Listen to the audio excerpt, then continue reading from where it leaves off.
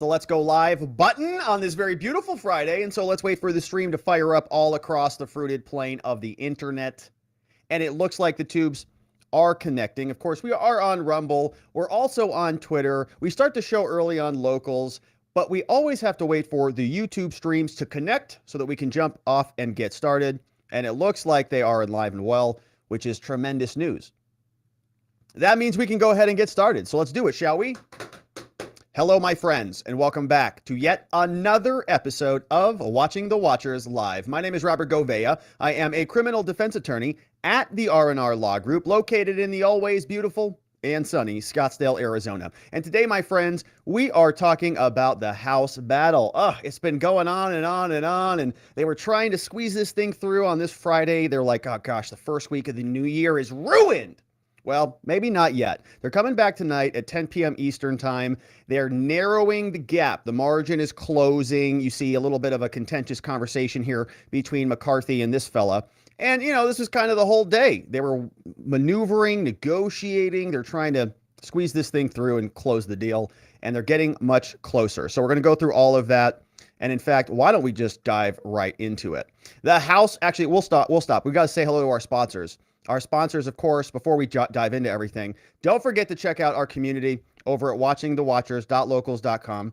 And a quick show note on community notes. We're going to be doing the movie Contact. It came up in one of our member-only morning streams. We were talking about the internet and the possibility that there are two separate internets. And in that movie, Contact, remember that movie?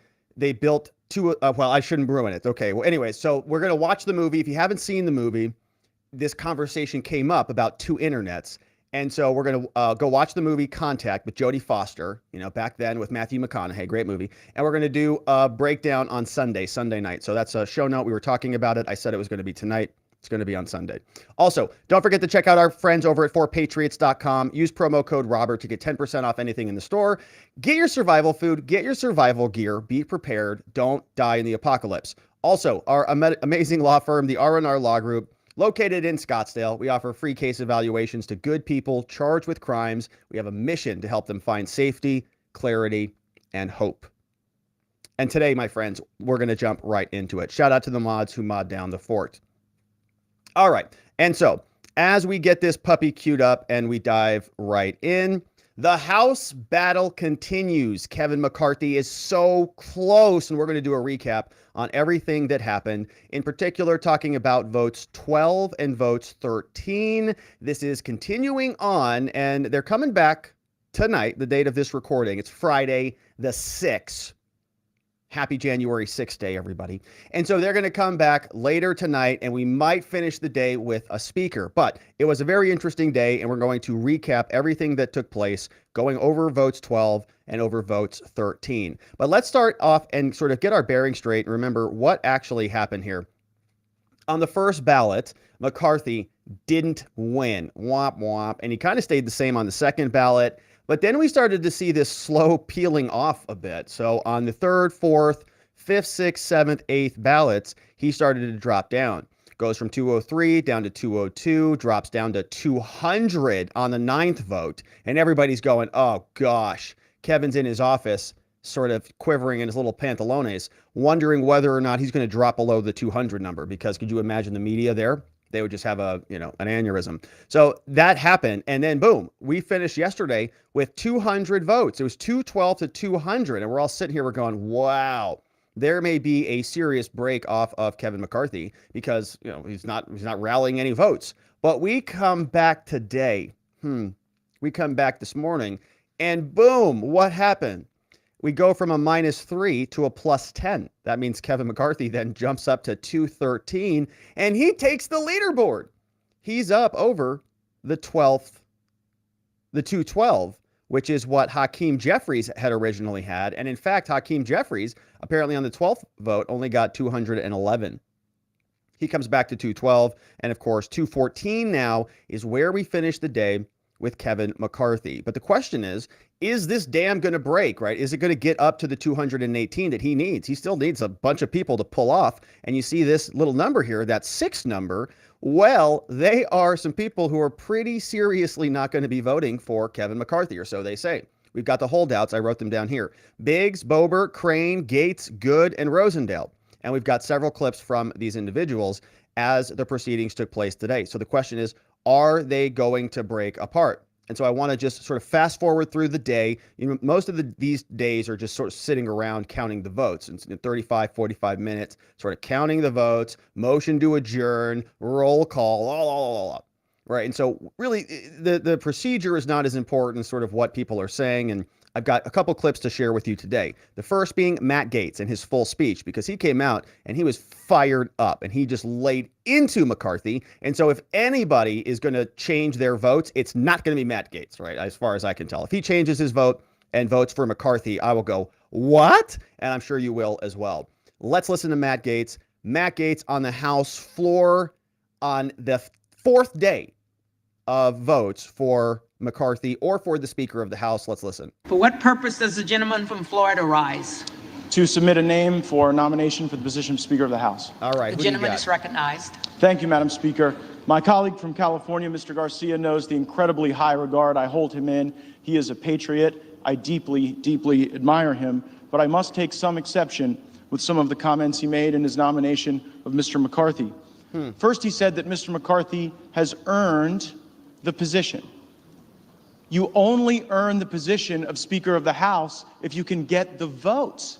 Mr. McCarthy doesn't have the votes. That's true. It's today. Not just automatic. He will not have the votes tomorrow, and he will not have the votes next week, next month, next year. And so one must wonder, Madam Clerk, is this an exercise in vanity for someone who has done the math, taken the counts, and is putting this institution through something that absolutely is avoidable? Yeah, why do we need to be sitting here if it's just a... My colleague, Mr. Garcia, did not say this, this, but many of my other Republican colleagues have. They believe that Mr. McCarthy has earned the position of Speaker of the House because he raised $500 million to get Republicans elected. Somebody's going after Matt. Hey, pipe down over there. It's not your turn. The gentleman's not recognized. The gentleman is not recognized. Members are reminded not to engage in personalities against other members of the House. Members are reminded not to engage in personalities against other members of the House. Right, so you're not supposed to reference each other by name. So he said, well, that other person, Matt Gaetz, that other person who nominated McCarthy, he was wrong about these other things. And so they're saying, hey, so the Democrats are screaming back at Matt. They're saying, hey, stop using our name. Stop, engaging in debate with us, or this is not appropriate. You're nominating somebody. Don't use names back and forth across the aisle.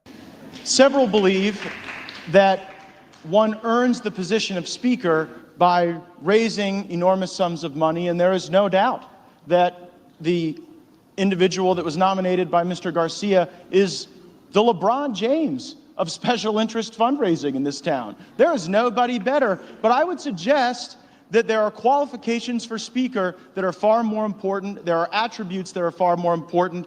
Jim Jordan has those, and I am submitting his name for nomination at this time. Right on. I heard my colleague from California, Mr. Garcia, say that we seek pure, selfless intent, and I could not agree more with that assessment.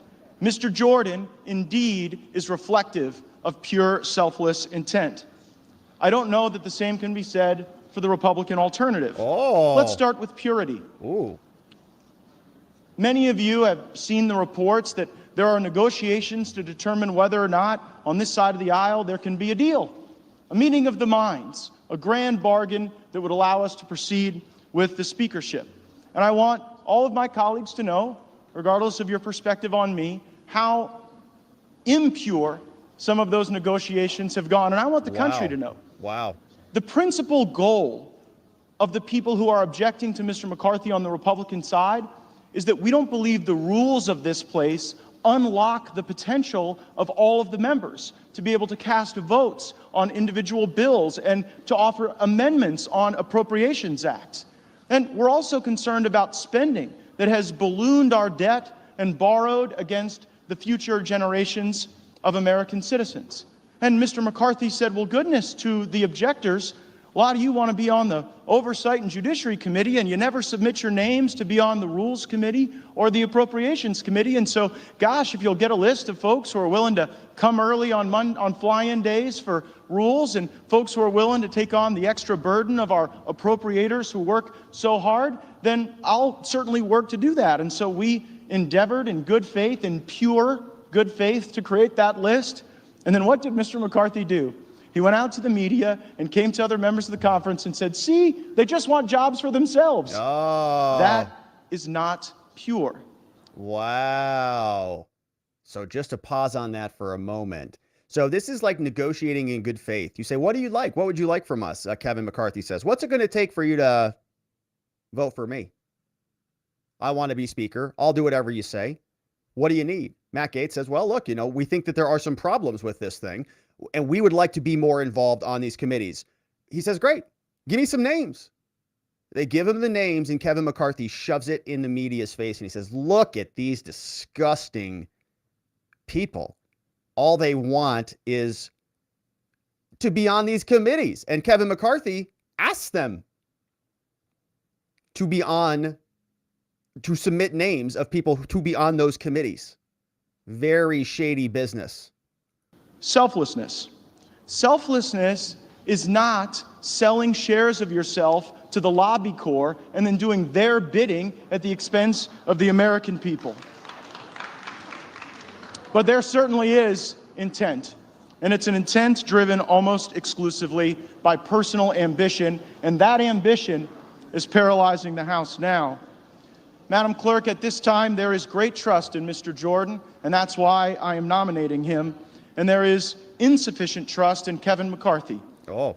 There are some who have been objecting to Mr. McCarthy who are working on perhaps changes to the rules, changes to circumstance that would convert the speakership from the great, awesome, powerful position it is now to more of a ceremonial position, almost akin to the Speaker in the British House of Commons. I referred to it previously as a straitjacket that some of us were trying to construct with better rules and better personnel because we do not trust Mr. McCarthy with power, because we know who he will use it for, and we are concerned it will not be for the American people. We trust Jim Jordan. I nominate him, and I'm going to vote for him. Nice. Matt Gaetz laid it out, and he kind of aired some of that dirty laundry a little bit, right? That's kind of one of those things that you pull out, break glass in case of emergency, and it sounds pretty dang plausible to me, right? This is something that we've seen happen all the time. In fact, Congress has a history of doing this. In the Twitter files, they did the same thing with Twitter. They said, we need a list of all the Russian accounts on your website. And so they gave them some information, right? Twitter sent over a list, and then the government took the list and they said, look at this. Look, these are all dangerous Russians, even though that's not what the actual list was, right? The actual only list of dangerous Russians was about one account, one that was ultimately spending money. So something very similar happens here. Kevin McCarthy, sort of the symbol of Congress now, the incarnate of Congress. He is going to be getting information from innocent parties and then passing it along to the media, just like Congress did previously when they were working with Twitter. Reprehensible behavior. So there's a pattern here. I would have to sort of side with Matt Gaetz on that one. Sounds like it's a lot more plausible, his story, than the others. And that's inappropriate. And so you can imagine right now at this point in time, what happens when Kevin McCarthy, if Kevin McCarthy wins, we'll see. We'll come back here at, we won't be back here, but they'll be back there tonight, and they'll vote, and we'll see whether or not he gets the speaker.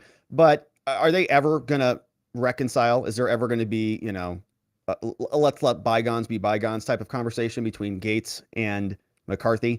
Not so sure about that one, but we'll see. Matt Gaetz seems like he's not going to be somebody who flips. So if Gaetz is out, let's check in with Rosendale. We've got Beobert. We've got Biggs. Biggs seems like he's pretty much anchored in there. We'll see what Crane and Good have to say later on. But let's check out with this other gentleman. This is Matt Rosendale. He is a representative from Montana, and he also had a nomination today, and he's also pretty hard against McCarthy. He's not interested in participating in his nomination. And he had some fun clips today. Let's listen in.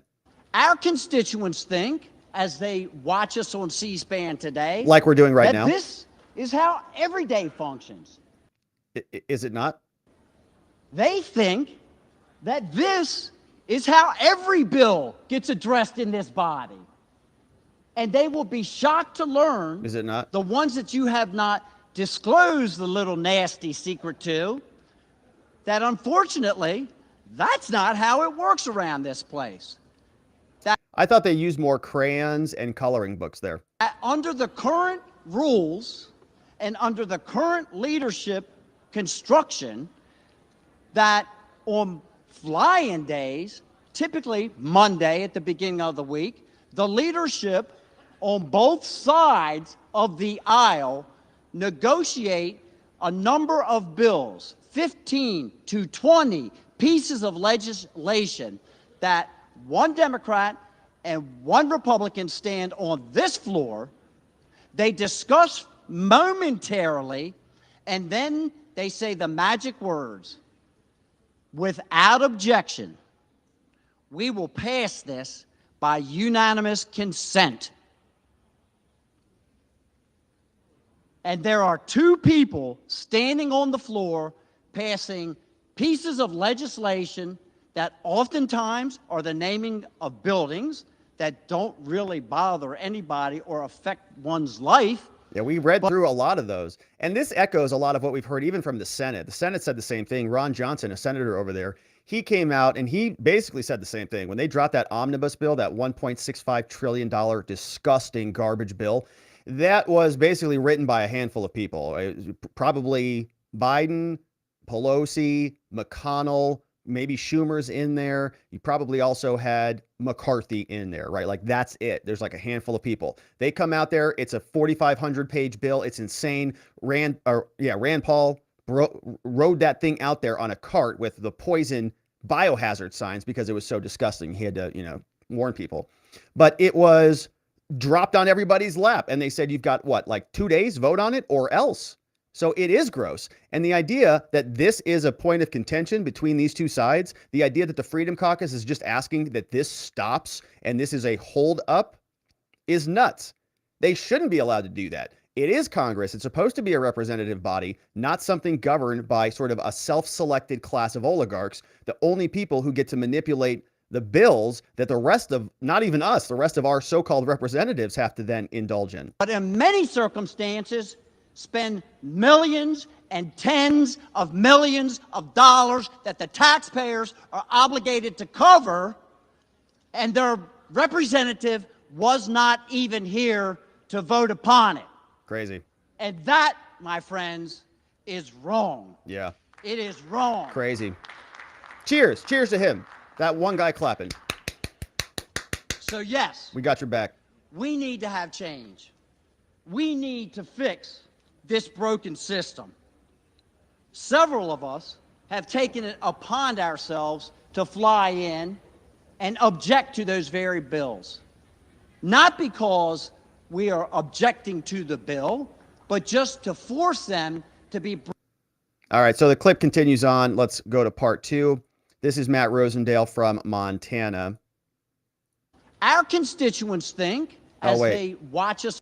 So yes, we need to have change. We need to fix this broken system. All right, so that's Matt Rosendale. And he, of course, is nominating somebody else who is not Kevin McCarthy. And so they go through a whole litany of votes. And it is, as we saw, something where it tightens up. So we come back in. Boom. After the first vote, there was something like 10 people who flopped. So on 11, it was 200 to 212. McCarthy was down by 12. Then it's 13 when he comes back. It's a big swap. And so let's learn more about that vote. Now, as we get closer to the 12th vote, we see here one person definitely flips. And look at this conversation here. You see Matt Gaetz talking. Matt Gaetz is from Florida, talking with Paul Gosar from Arizona. Shout out to Arizona. Now, here is just a short clip. You can see a brief conversation between Gaetz and Paul Gosar, and Gaetz doesn't look too happy about where this conversation is going. As Paul Gosar's name comes up and it's his turn to vote, let's see what he does. Diaz-Balart. McCarthy. There's Gaetz, there's Paul Gosar. Well, what are you doing, man? Goldman of New York. No, don't do it. Are you serious? Jeffries. Yeah, I have to do it. But why? Because we have to. It's just Gosar. important. I can't go back. Oh, it's his turn. I'm up. McCarthy. Oh, man. What a loser. Oh, man. Oh, Paul. He doesn't look so good, does he? Yeah, he doesn't look so good. He's getting right out of there. Let's watch him walk by. Oh, look at this guy. This guy's shocked. Holy crap, it's all changing. Wow. What's the biggest news of his day today? And so we'll watch it again. Super, super slow-mo. Gosar.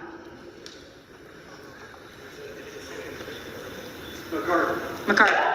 Oh, man. Big hug. Yeah, we did it. Matt Gaetz not happy about that. Paul Gosar. Oh, man. All right, so that's Paul. Now, you can see, right, that's part of the flip, and people are going, oh, perfect. This is going to be the cracking of the shell. Everybody's going to start to peel off one after another. And we go through the votes. And at another point today, we go back to Kevin from Montana. No, this is Rosendale from Montana. And we're waiting for the next vote. We're wondering who's going to come out next and who's going to vote for somebody else. This is during the 12th vote. And we're getting close. Kevin McCarthy, 163. Jeffries, 154. Remember, we have Kevin Hearn. Kevin Hearn has a name that's very close to Kevin McCarthy, but it's not quite the same. So Kevin Hearn has 2 votes, and Jordan has 4 votes. That's Jim Jordan. Others, 0. Present are 0. So what happens now when it's Montana's turn to vote? Rosendale. Hearn. Oh, you almost got us. You sly dog. You see what he did out there? He said, I vote for Kevin. Everybody's going, oh, McCarthy? No, Kevin Hearn. One more time. Rosendale. Hearn.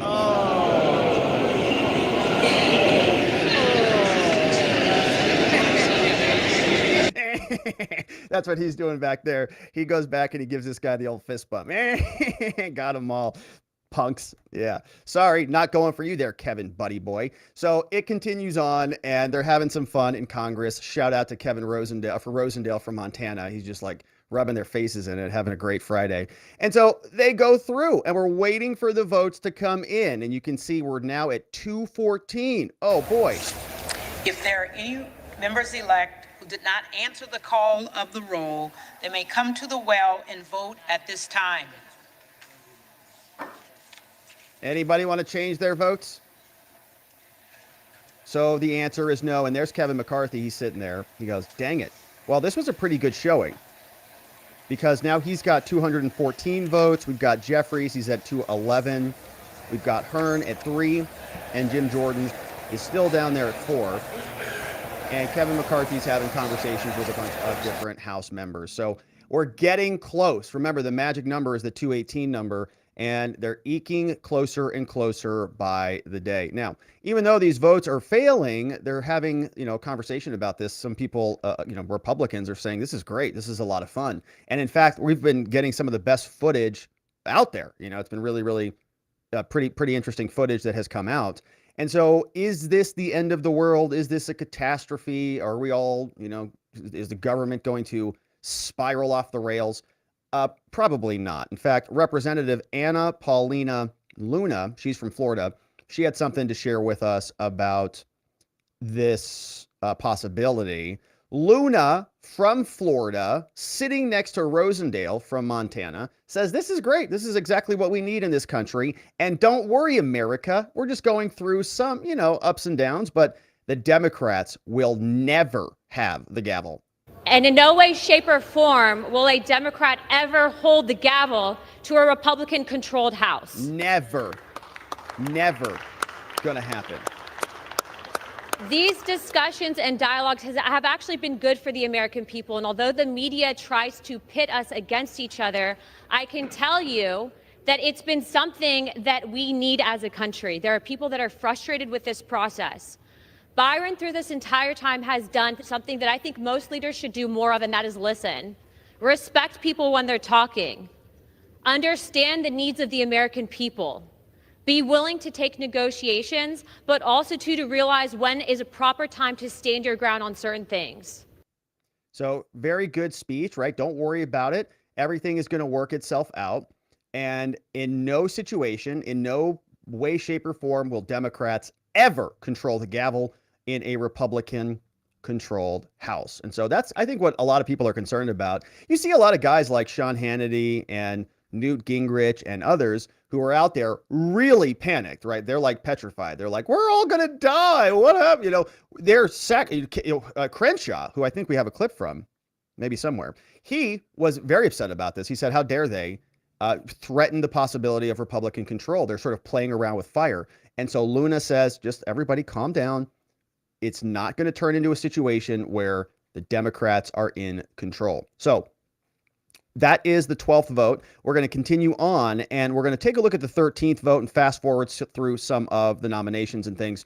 But there was an interesting article that came out. Now, you know, oftentimes we watch C-SPAN, and it's like some of the most painful television to watch because we have to watch Congress people, and they're the worst. Holy moly.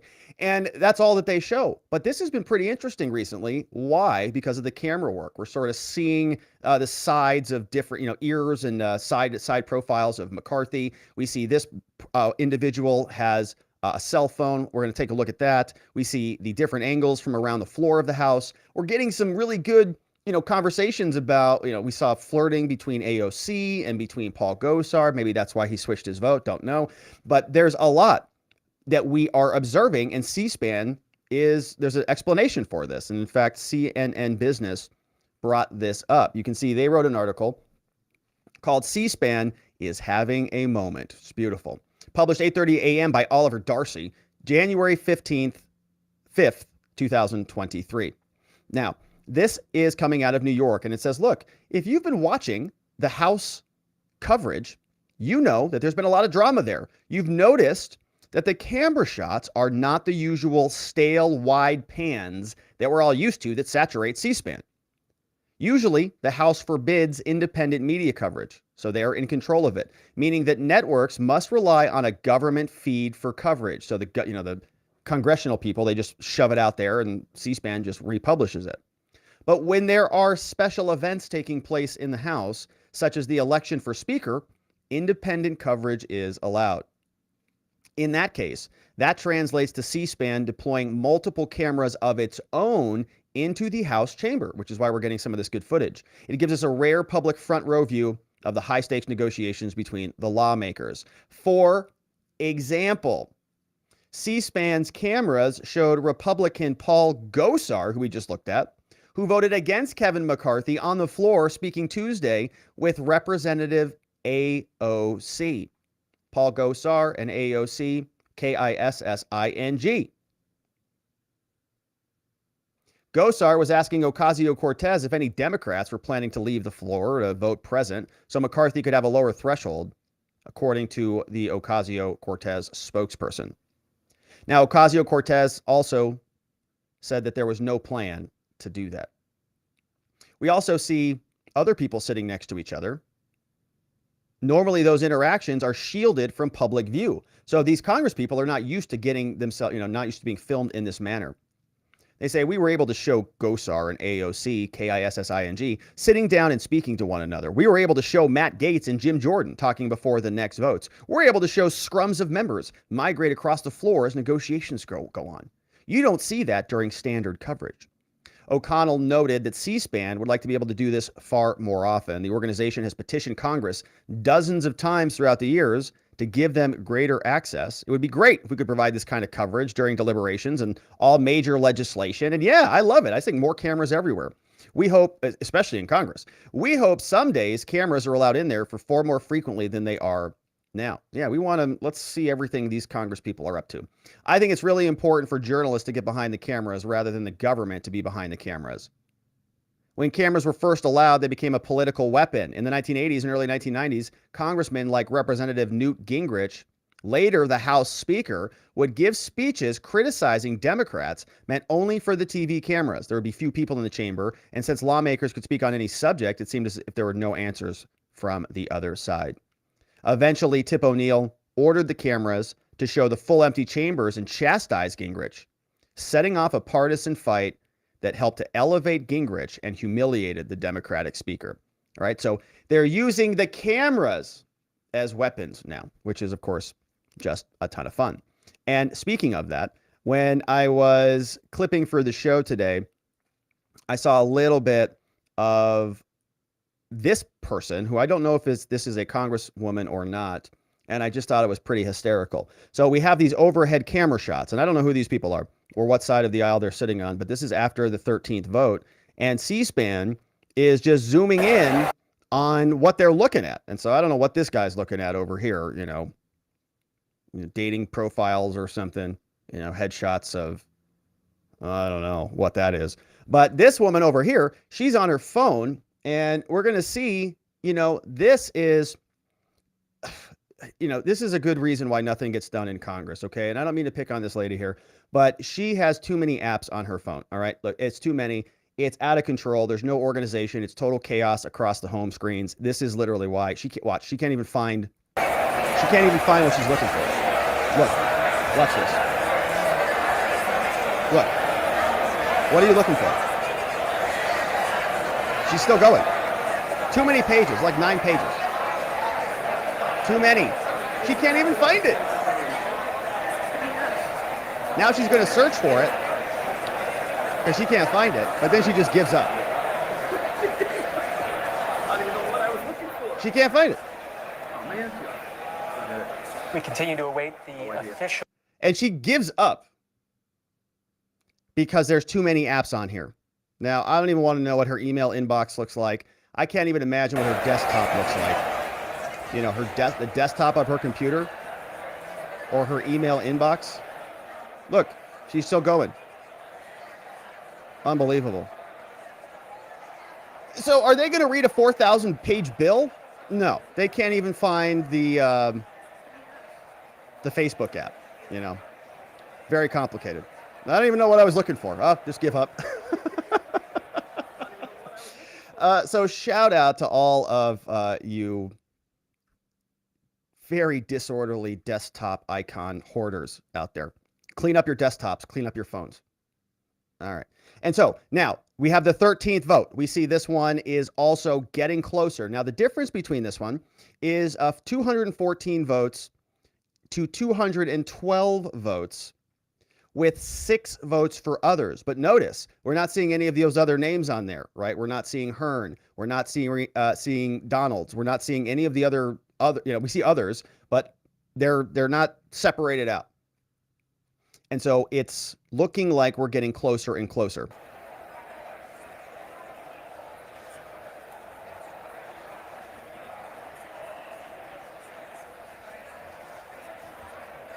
$214 to $212. There's Kevin McCarthy still talking to some other people.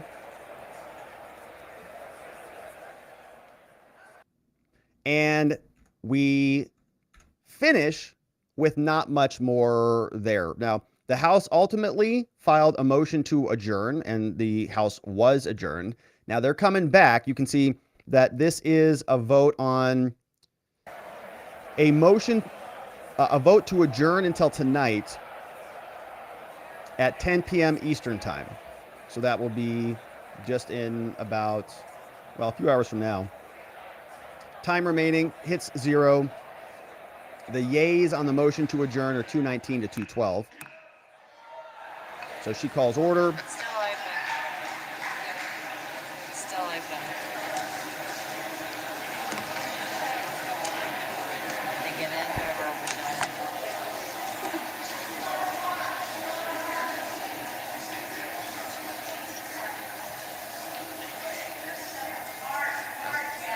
And you can see people are already getting ready to bail. Have all members-elect voted? Does any member-elect wish to change a vote? Close.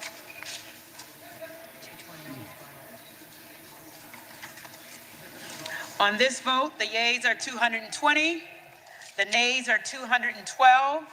The motion is adopted.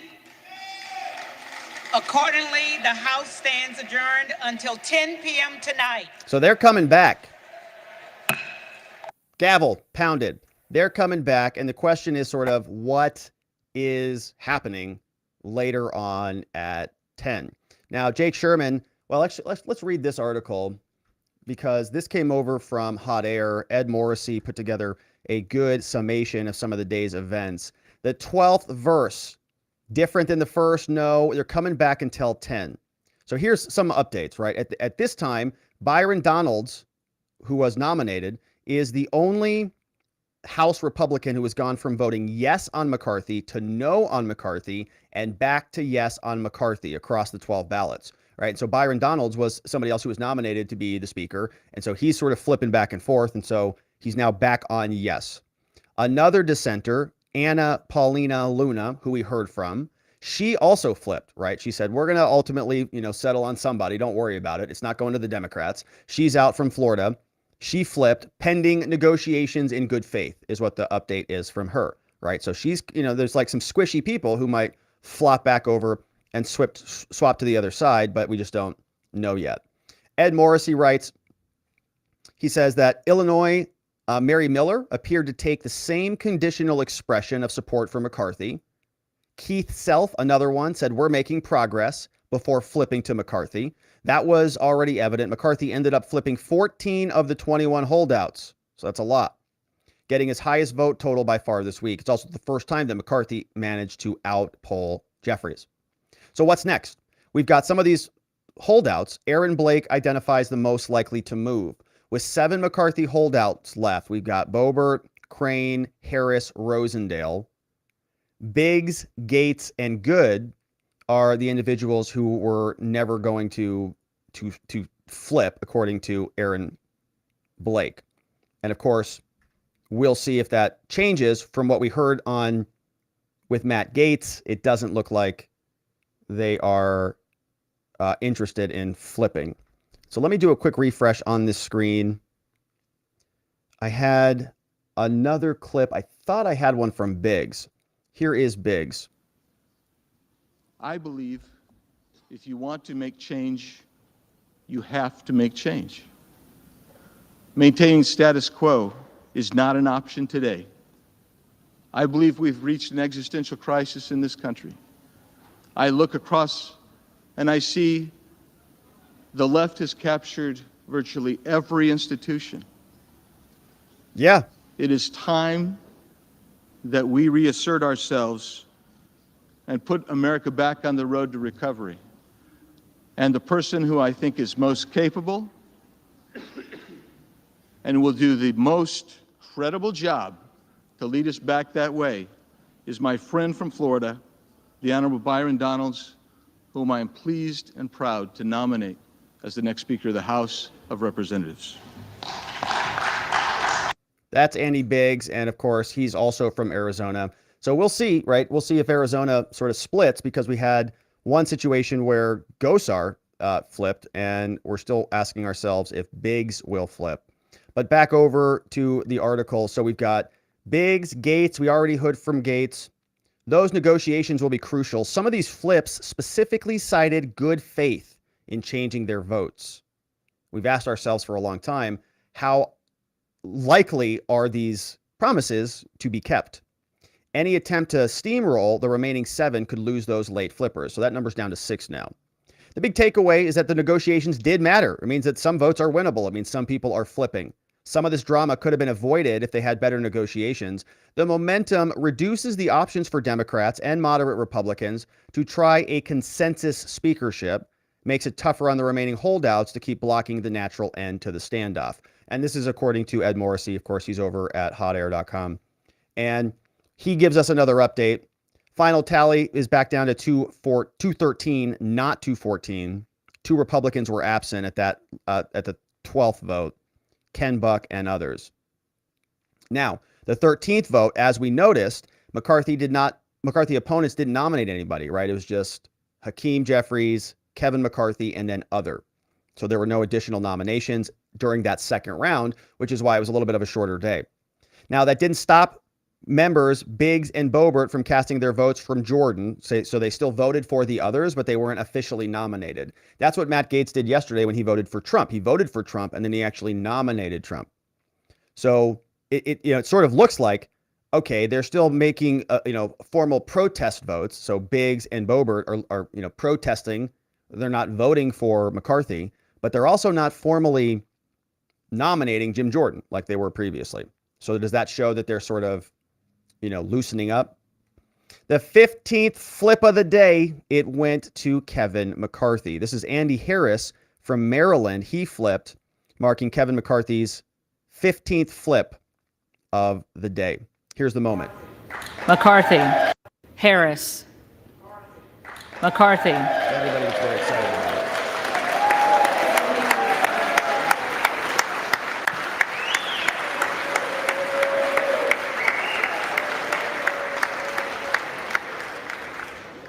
Harris. So he voted. We got a super chat that just came in from Eddie Oliver. Shout out to our friend Eddie. He says, my daughter just came in and she came up to me. She asked if the Texas holdouts had folded. I told her, I think so, honey. She asked, does that make us losers? I told her, yes. Yes, it does. And I just held her and we just cried and cried. Yeah. It's a beautiful story, Eddie Oliver. I'm sorry it happens. I know what it's like to be a loser because I live in Arizona, surrounded by them, in particular, our elections department. So I know how it feels, my man. I'm sending good love and good vibes out there to you and your daughter. And Paul Gosar flipped too. So I'm in Loserville with you guys. Welcome to Loserville population. Rob, Eddie, and his daughter. Here we've got, not in a weird way. Here we've got, all right, so more to get to. So back over to the story. McCarthy still comes up short on the 13th ballot. But again, he beat Jeffries and again appeared to hit 214 votes. GOP may want to try for an adjournment to conduct a one-on-one negotiation. All right, so all of those six people are now going to be like sniper targeted over these next couple days, the next couple hours. They're coming back here in a couple hours. And that looks exactly like what's going to happen. So Jake Sherman, who's a reporter over there, Sherman is on the scene. He's the founder of Punchbowl News. And he says House Republicans will adjourn until 10 p.m. tonight. They believe they have the votes. Oh, man. So we might come back and we might have a speaker next week. We'll have to see. But there is, I think, one final conclusion here. And I thought that I had Dan Crenshaw, who are you hearing out these there, and he was on with Fox and Friends this morning. Dan Crenshaw. Renegade Republicans want to nominate essentially as speaker. Who's their person? They don't have one. That's a great plan. question. There's no plan. Right. That's a great question. There's Jim Jordan, who they've nominated. He doesn't want it. There's Donald Trump. They don't want that either. They basically want anybody except Kevin McCarthy. So if he doesn't have the votes, I guess the request to Crenshaw is to bring people back to the negotiating table and pick a different candidate, right? A candidate that everybody likes. I think that's kind of the point. They keep acting like, they keep acting like they've got somebody in the wings. They're just waiting. You'll see on the day of, right? They keep saying that. They're like children. This is such a childish attempt at gaining more and more attention. You know why they say it like that? Because they want you to interview them again. That's why they're doing it. Please interview. You'll see if you just put me on TV just one more time, please. Then I'll tell you who we're going to go for. But here's the thing: they've got nobody. Even if they did, I promise you, there's a ton of Republicans who will not vote for them. They will not vote for anyone except Kevin McCarthy. Because here's the thing: this is a general election. All right, we had our primary election, and Kevin McCarthy won with 85% of the vote. That's a primary election. Now we're in the general election. So if you're not voting for our GOP nominee, you are voting for Democrats. You are enabling Democrats. Yep. And let's make something very clear. You know who is technically the Speaker of the House if Kevin isn't sworn in? It is a clerk who is appointed by Nancy Pelosi. So the only person you're empowering Or the Democrats. The Democrats are cheering. The Democrats are so happy that this is all happening. It's like that's not gonna happen there, Dan. That's not what people are concerned about. They're concerned that they give the gavel over to Kevin McCarthy, and Kevin McCarthy just takes it and takes a big dump on it, like most of the mainstream Republicans on your side have been doing for quite some time. Because these guys and these girls wanted to make this happen. They wanted so much notoriety. Their own sense of self-aggrandizement so important to them that they needed to make this happen. All right, so that is Dan Crenshaw. Some people lovingly call him Eye Patch McCain. And we had another clip here from AOC. Now, apparently, she is being asked questions about investigating Kevin McCarthy because, of course, he's in the news. This is over from National File. It says AOC is non-committal on investigations into Kevin McCarthy and his involvement in FTX. This was published just yesterday, 2 days ago. And let's listen to this one. I got it. So it was a bipartisan scandal with the money being laundered. Exactly. And Okay. I don't take big money. I think that this is a system that I respect that. Certainly. And where we can play a role, where it's appropriate, we wouldn't rule it out. Do you think that an FTX scandal dragging on through all of 2023 would hamstring Kevin McCarthy? I'm not sure. Some folks are bringing up McCarthy's involvement. Sorry, pardon me. I'm genuinely less familiar with it about that Sure. breaking news. But It's at least $30 million, maybe more, and a lot more dark money. I think regardless of a member, if you broke the law and can't bring in finance, there needs to be accountability for it. But I don't know anything about specific actions. I got it. Thanks so much, man. I got it. All right, so interesting story there from AOC. So she's sort of remaining non-committed on any investigation into Kevin McCarthy. And of course, they'll be back here tonight at 10 o'clock p.m. and we'll see what else is going on. But now, my friends, we are about done for the day. So it's going to be a short show. We're going to wrap it up right there. And we'll jump into some questions and some comments from you and see what you have to say about all of this. I was looking to see if there was a Twitter files drop. Did anybody see a Twitter files drop? Because there was supposed to, I thought Elon said there was going to be one by the end of the week. And I wanted to jump into those if those had dropped, but I don't think they dropped, which is not what Elon said. No drops that anybody saw. All right. Well, so we'll leave it there. We'll jump over to your questions over from our friends at watchingthewatchers.locals.com. And we'll see what my friends on YouTube said. I saw a couple super chats come in. And so we'll make sure we hit those up before we wrap it up on this very lovely Friday. We had in the YouTube house, let's see what we had coming in to start the show off. I saw a couple from Eddie Oliver. And our first one was from Fraser McBurney. Now, this one came in. It says, McCarthy is a member of the World Economic Forum. Enough said. And I think that, we saw that screen grab, that post that somebody, I think, shared with us. He's got a profile on the World Economic Forum website. And I don't know specifically what, like if that was created or if he was just a speaker or whatever, but if they created that or if he was a member there or what the deal was. But yeah, Fraser, I think they're all like involved in some way, shape, or form. Eddie says, Rob, I always give you static about AZ, and you guys lost the holdout Gosar, but I think we lost all of the Texas congressmen. I'm humiliated.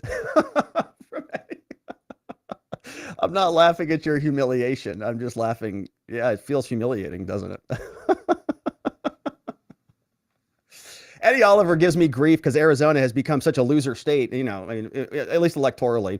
And of course, we've got Hobbs now. So, I guess it's official. But Texas, welcome to the club, Eddie. We got some work to do, man. We got to win back our states. It's going to be tough. But shout out to our friend Eddie. Who's humiliated? I'm humiliated too. I've got Governor Hobbs now. Devin Knox says, look at their faces when they flip. They all get shocked. Oh my gosh. They all get, they just shocked out of proportion. What's up, Devin? It's good to see Eddie Oliver. He's back again with this one. My daughter just came to me and asked if all the Texas holdouts folded. I told her, I think so, honey. She said, does that make us losers? I said, yeah. Yes, it does, sweetie. And I just held her and we cried and cried. Yeah, thank you, Eddie. Those are great. It's tough, man. It's tough to be a loser. And you find out, you go, oh no, it's true. I'm the worst. I'm terrible. Oh, it's a bad realization. It happens to me sometimes multiple times a day. I'm used to it. S.R. Dempsey says, from afar, I like Crenshaw. Now I want to keep him afar. From afar, I liked you. So go back afar. I think that's just outstanding. And so those were some great super chats that came in over from our friends on YouTube. And I'm very grateful for your support over there. Let's see what C-SPAN had for us and if they're queuing anything up, like if they're publishing anything. They are not. So GOP leader McCarthy says he believes he'll have the votes tonight for speaker. Let's listen. After this word from this ad, which we don't care about. What we care about is 4Patriots. It's very important to go to 4patriots.com and get your survival food and use code Robert. Now let's listen to this. Here's Kevin McCarthy walking out.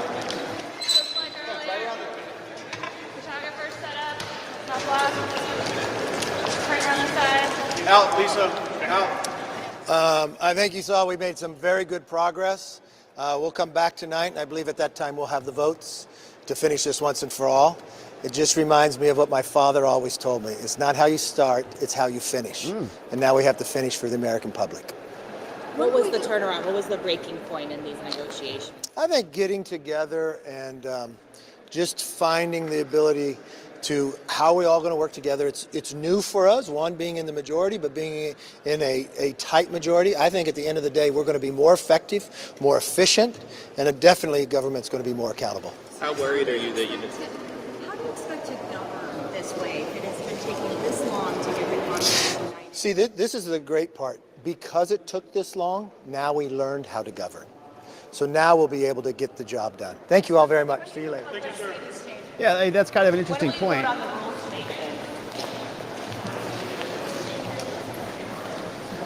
That's quick. Yeah, it's kind of an interesting point. You know, the idea is that you hash it all out now. Like you get the, it's like you wouldn't go into a business partnership unless you knew all the rules, unless you knew everything. What does the contract really say? All right, well, once you got the contract hashed out, then you can really, negotiate, or then you can actually get the work done. You just say, well, this is how we do it. Remember when we talked about all of that previously? We're just going to follow that plan. So interesting take over there from Kevin McCarthy. They'll be back tonight. And we'll pick up on that. Maybe tomorrow we'll see what's going on. But let's jump over to our friends on Twitter and see if there's any news up there for us. Any comments or any posts. Or if we have even any viewers, we do. Oh my gosh, we got 5 people over there. This is out of control. We got 5 viewers on Twitter. It's an outstanding Friday. Absolutely incredible. Let's see who is here in the house. He says, you might want to look these over in case we meet in Vancouver. This is from Paul. Paul Minot and I, we have a situation brewing. Here are conditions and procedures for sanctioned events. Promoter's license. Okay. Martial arts licensing. Date, time, type of combat sport. All right. Well, this is a nice legal document. We're not going to go through that on the show, but we'll, of course, have to do my due diligence on that. Make sure all the T's are crossed. We also had Wolf V is over there on Twitter. Says, in 1855, it took the 34th Congress 133 ballots in 2 months to settle it. I want to break that record. I'm down for that. Yeah, I mean, I think that there could be some, like maybe Matt Gaetz would say, all right, look, I'll vote for you on ballot 134. Like I could see myself doing that, All right, 134, I'll vote for you. I just want you to go down in history as the longest running House situation ever. That's how much I don't like you. I want you in the history books at all time. I want to win the Guinness Book of World Records. That's how much I don't like you. 134, I'll vote yes. Danny says, it's a joke, but not a joke. The question is there anyone both sides would vote for? Who would they both vote for? Not in Congress. I mean, no. Zelensky. Vladimir, the Ukrainian Vladimir. Zelensky. They would both vote for him. I think. That's probably the only person I can think of. Anybody else? Maybe Zelensky. Resident Bedoin says Trudeau. Maybe Trudeau. Now the conservatives wouldn't vote for him. They'd vote for Zelensky, though. Yeah, I know it's a joke, but I think that's probably it. That's the unifier. That's the great unifier in America. Vladimir. Galen Urso says, why don't 6 or so Dems go to a late dinner and just miss the vote? It's based on who is there, not the total number of reps. Well, because then they would be blamed for it. You know, they want, like, I think they're enjoying this. They're like, oh, you know, they got their popcorn and their little shots of tequila with them. I think that's what's going on over there. So they're having a good time. It's Friday. They're probably going to go out and get sauced up anyways. Al Holman says, it's been a public debate on rules. Great. Transparency. Yeah, right. It is. It is transparency. It is a public debate. I think all of this is good stuff. It's fun to watch, actually. It's better than them just dropping a big fat 4,500 page bill on our laps and telling us to eat it. Here, this one came in from James. He says, I wish everyone would contact their representative and let them know they don't want McCarthy to be speaker. We should all let our reps know that 74 million of us voted in 20. I'm sure we'd all love to see him as speaker. If not, we vote him out. Yeah, Trump got the nom. If Dems no show tonight, won't that help Kevin win? Yeah, because it's the majority of the votes that are present.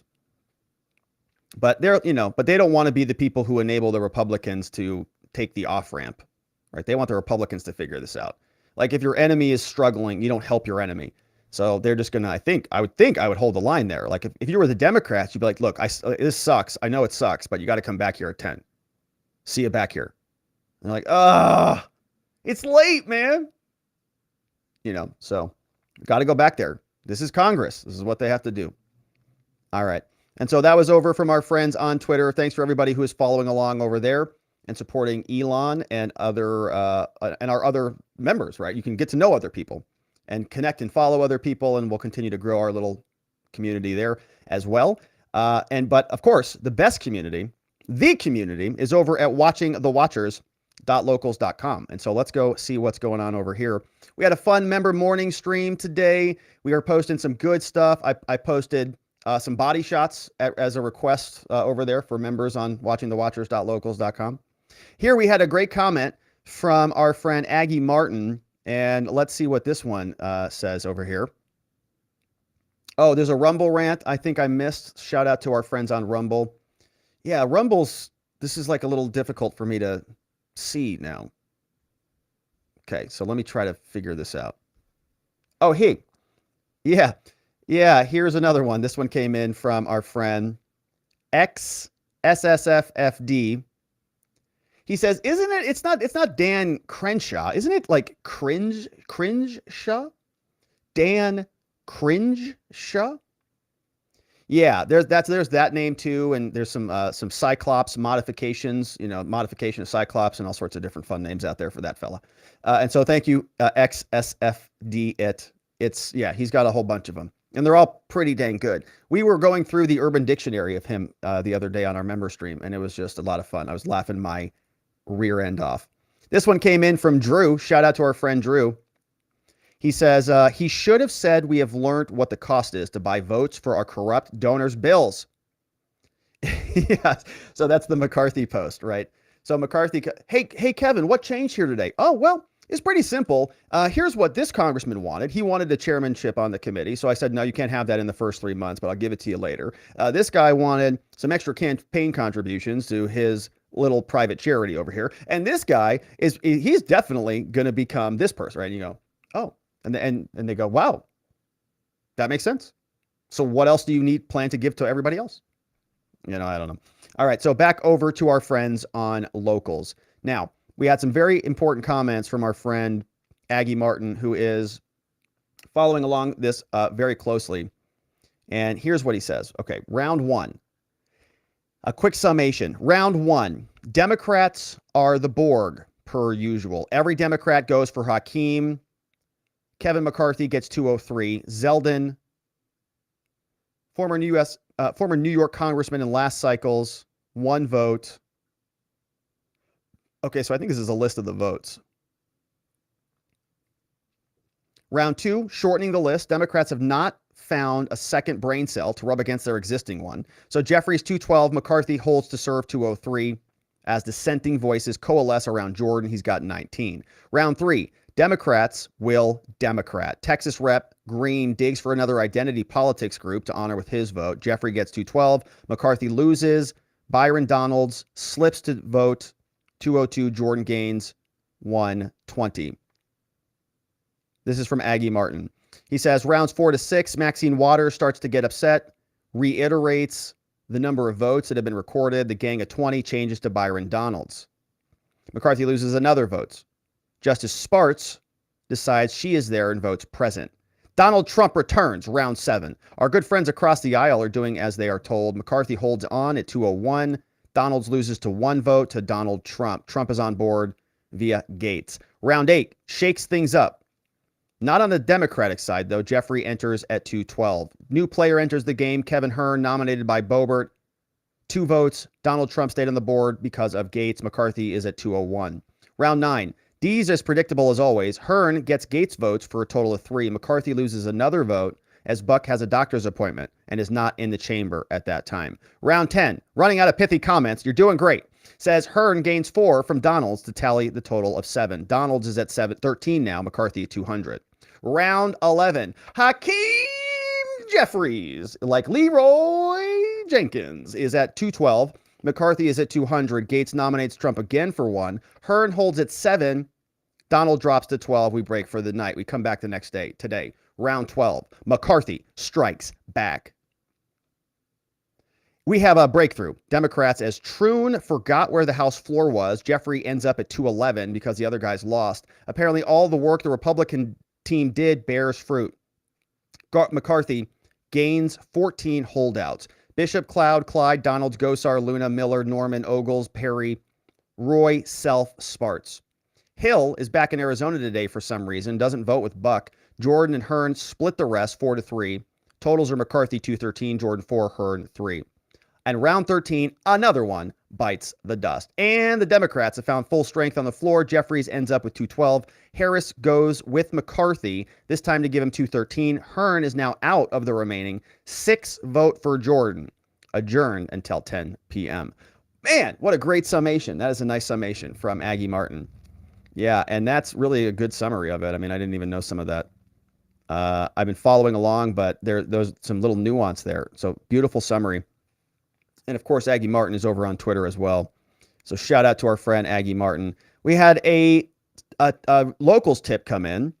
He says, this is Trash Man in the house. What's up? Welcome, Trash Man. He says, I'm new here, so don't whip me. Promise, this isn't the House of Representatives.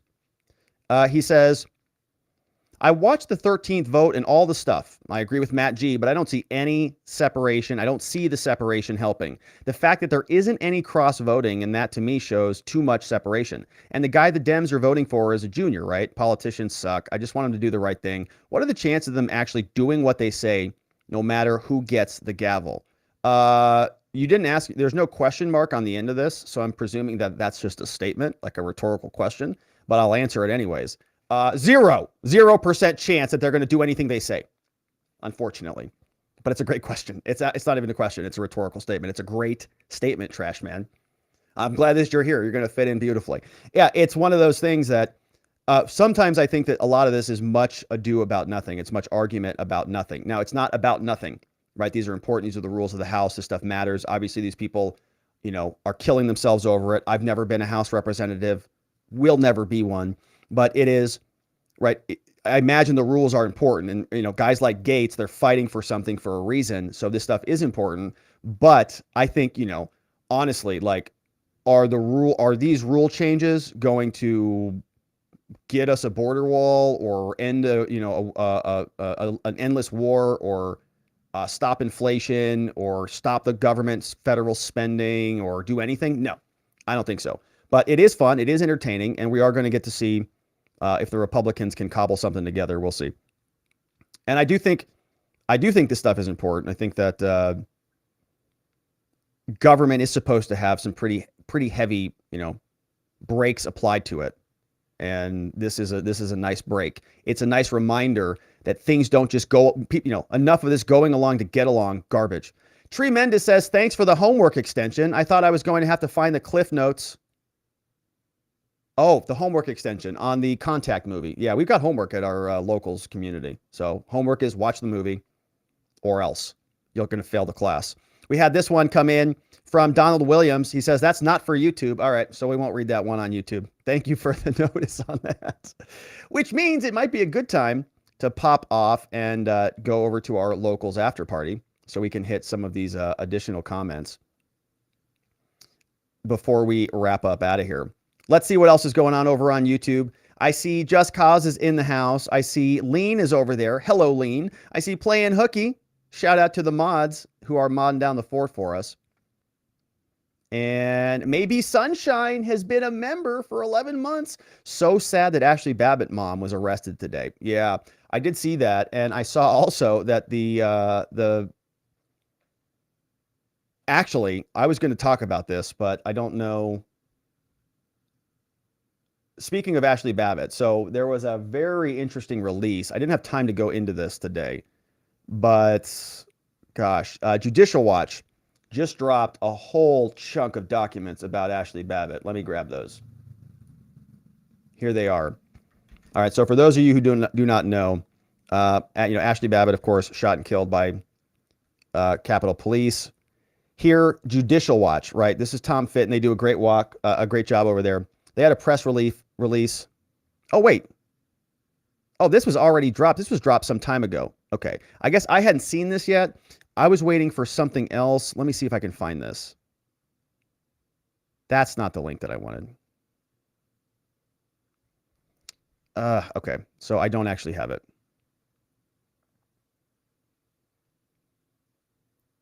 Yeah. They filed another Freedom of Information. This is an old one. They filed another FOIA request. All right, oh, here it is. Okay. Yes, here it is. Here's the Ashley Babbitt update on 1/6/2023. Here, the shooting death of Ashley Babbitt discussed frequently. We just received 31 pages of documents that shows more about Michael Byrd. Okay, so this is the one I was talking about. I had the old one previously. Judicial Watch just posted an Ashley Babbitt update. So, I wasn't going to get into the J6 stuff today because we've basically beaten that horse to death. But they just got 31 pages of documents over from the Air Force that show that U.S. Capitol Police Michael Byrd was housed at taxpayer expense at the Joint Andrews Base after he shot and killed Ashley Babbitt. They also obtained records in response to a 2022 lawsuit where the FBI failed to respond to 3 July 2022 FOIA requests. In our complaint, we explained to the court the documents show that Lieutenant Byrd and a pet stayed in a, quote, distinguished visitor suite at the, quote, Presidential Inn, part of the Air Force Inns under a Capitol Presidential Inn reservation. Stayed there from July 8th to January 22nd. So stayed there for about 6 months as a guest of the government, distinguished visitor suite.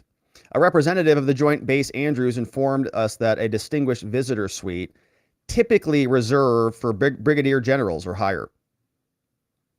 They also paid his bills. The police had been paying Byrd's bills by phone every 10 days. In an email, all right, so you can see the rest of it here. It's all right. A lot more to come on January 6th stuff.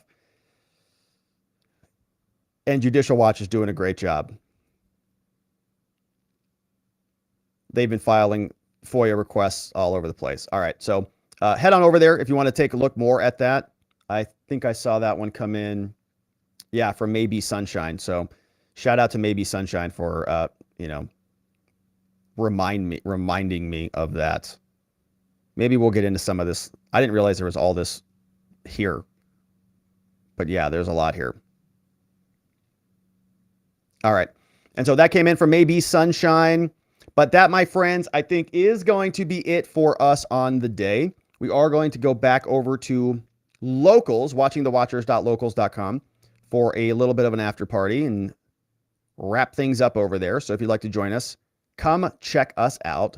Otherwise, my friends, before we wrap up and finish for the day, I want to remind you about our sponsors over at 4patriots.com. A great organization, a great company, tremendously good survival food that will help you survive if you ever need it. This meme was created by our friend Paul Mino at Sleepy Dog Lee on Twitter. You see that down there. But look what he assembled. A very beautiful image of some delicious food cooked by Chef Govea. There's yours. Now, that image is not real, okay? I'm not actually a chef, and that's not actually anything that I wear. But I would wear it, and I would put that hat on to support our friends at 4patriots.com. You can go over there, use promo code Robert, get 10% off anything on your first order.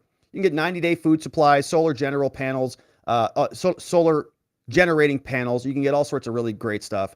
And they stack easily. They store for a long period of time. You can just put this stuff safe places right in your closet somewhere, and it'll stay good, and you can just need it. The next time people are killing each other for toilet paper and canned goods, you'll be set. If you go to 4patriots.com, use code Robert, 10% off anything in the store. And they're a great sponsor of the show. So check them out. And you too, my friends, can be a chef at 4patriots.com. Also, our law firm, the R&R Law Group. I know we have a ton of fun on this channel, but we do serious work at our law firm, the R&R Law Group. We're located in Scottsdale. We help good people charged with crimes. Your referrals keep us busy, right? They really enable us to be able to help people get their lives back on track, resolve their criminal situation, and move past all of this stuff in a good, productive way. 480-787-0394, online at rrlawaz.com. Otherwise, my friends, we are done for the day. We're going over to watchingthewatchers.locals.com. We are doing our Contact movie, Jodie Foster movie, on Sunday night. We'll have a time TBD, but make sure you do your homework. Come watch that movie, and we'll do a discussion afterwards. Thank you to the mods who mod down the fort for us. Ultra mega shout outs to Vientikis Prime. I see Lean is in the house. I see playing hooky over there. Shout out to our friend Curtis Bartle, who's a member. We've also got K-Bean, we've got Lean, Just Cause, Vientikis, Playing Hooky, Ronnie Cole. Shout out to our friend Zulu and Geo Mancy and our friend Henry, who hang out from time to time. But that, my friends, is it for us on the day. We're going over to watchingthewatchers.locals.com for an after party. We're going to do a members stream tomorrow. We're going to be back over there for our movie homework night. And so I hope to see you there. But if not, we will be back here on Monday so that we can do all of this again. We might have a new speaker. We might have updates on the Kohberger case. We might have other things to dive into. And I hope to see you here so that together, with your help, we can shine that big, beautiful spotlight of accountability and transparency down upon our system with the hope of finding justice. Have a tremendous evening, my friends. Sleep very well. I'll see you right back here on Monday. Bye-bye.